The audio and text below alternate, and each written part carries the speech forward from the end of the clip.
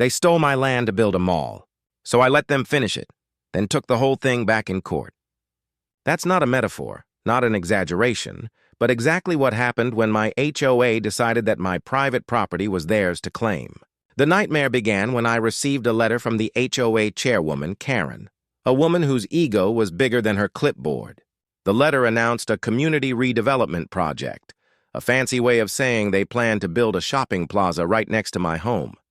The problem? That land was mine, bought by my father 40 years ago and passed down to me. I went straight to the HOA office with my property deed in hand. Karen looked at the papers like they were a joke, smirking as she said, "You must be mistaken.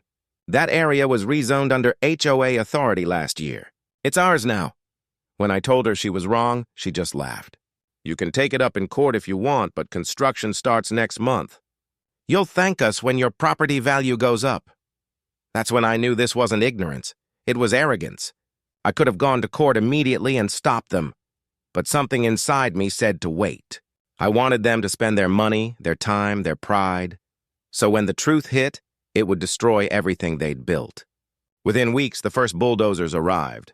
The air was filled with dust, noise, and the constant sound of Karen's voice shouting orders she didn't understand. She strutted around in her designer sunglasses, acting like a city mayor while contractors rushed to meet deadlines. The HOA newsletter bragged about community progress, and people started calling her a visionary. Meanwhile, I watched from my porch every morning, coffee in hand, recording every step with my phone. I had my lawyer ready but told him not to move yet. He thought I was insane. "You're going to let them build an entire mall on your land?" he asked. "Yes," I told him. "Because when it's done, I'll own more than land. I'll own proof." 6 months later, the mall was nearly finished. Trucks came and went, parking lots were paved, and banners were hung with Karen's face, smiling proudly under the words, "Grand Opening, the HOA Plaza." She even added a fountain in front, paid for with HOA funds. She'd turned my inheritance into her vanity project, and everyone clapped for her. But what no one realized was that I had documented everything: contracts, expenses, permits, photos, even the fake survey maps she'd forged to claim the land as HOA property. I had a legal trap so airtight she wouldn't see it coming. Finally, the grand opening day arrived. The local mayor was there, cameras rolling, and the HOA board was dressed like royalty. Karen took the stage with a microphone and said, "This mall represents unity, progress, and the strength of our HOA." Everyone cheered. That's when I stepped forward, holding a leather folder. "Actually," I said loudly enough for the reporters to hear, "this mall represents theft, because it sits on my land." The crowd went silent. Karen froze, her fake smile twitching. "Excuse me?" she said. "Sir, this isn't the time for your nonsense." I walked up to the stage, handed copies of the property deeds and ownership records to the mayor and city attorney, and said, "This land was never HOA property. It's legally mine, and I have every document to prove it." Karen's voice cracked as she tried to laugh it off, but I wasn't backing down. "You've spent 6 months using public HOA funds to build on private property," I said.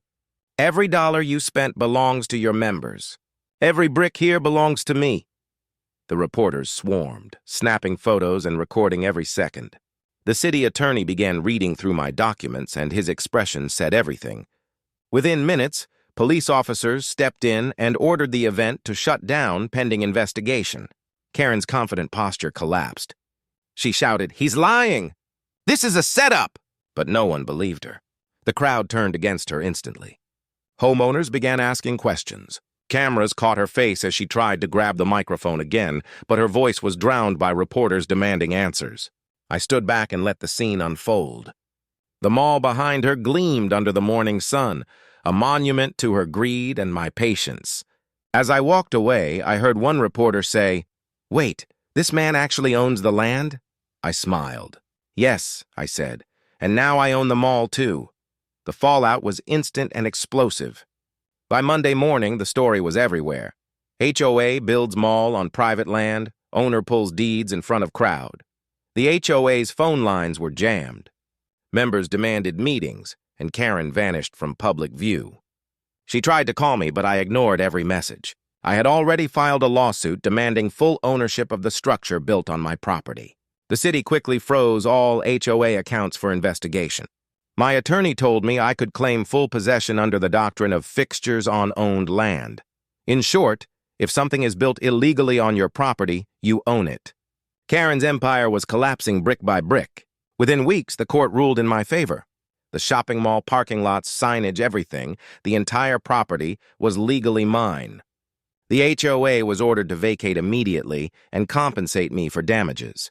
Karen showed up to court in a gray suit, trembling, trying to explain it was a paperwork misunderstanding. The judge wasn't buying it. "Ms. Wilson," he said sternly, "you authorized construction without verifying title. That is not a mistake, that is fraud." The room fell silent. She tried to blame the HOA board, but every document had her signature on it. She was finished. Reporters waited outside the courthouse as I walked out with my lawyer. One of them asked, "What will you do with the mall now?" I smiled and said, "Something good. Something that helps people, not egos." And I meant it. I could have sold the mall for millions, but instead, I converted it into a free community center, offering health care, job training, and education for local residents. The same building that symbolized greed now stood for second chances. We renamed it the Smith Foundation Center, after my father, whose name was still on the original deed. When the new center opened, the mayor attended the ribbon-cutting ceremony. Standing at that same spot where Karen once bragged about her mall, I said, "This building stands as proof that patience beats arrogance, and truth always wins." The crowd erupted in applause. Some of the same HOA members who once cheered for Karen came up to thank me. "We didn't know," one woman said. "We just trusted her." I nodded. That's how corruption works. It hides behind authority. The HOA dissolved soon after, unable to recover from the lawsuit's debt and humiliation. Karen was charged with fraud, document forgery, and misappropriation of funds. She lost her home, her position, and eventually her freedom. When I last saw her in court for sentencing, she looked like a completely different person, defeated, exhausted, stripped of power. She whispered, "You ruined me." I replied softly, "No, Karen, you did that to yourself." Months later, as I walked through the bustling community center filled with children laughing and seniors getting free checkups, I felt no anger, only peace. My father's land had become a place of good, not greed. Sometimes justice doesn't come with shouting or fighting. It comes quietly when the guilty realize they built their own downfall with their own hands. Now, every time someone passes by the Smith Foundation Center, they see a plaque near the entrance.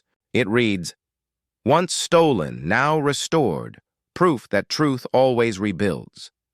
And every time I read it, I can't help but smile, knowing patience didn't just win me back my land, it won me back my pride.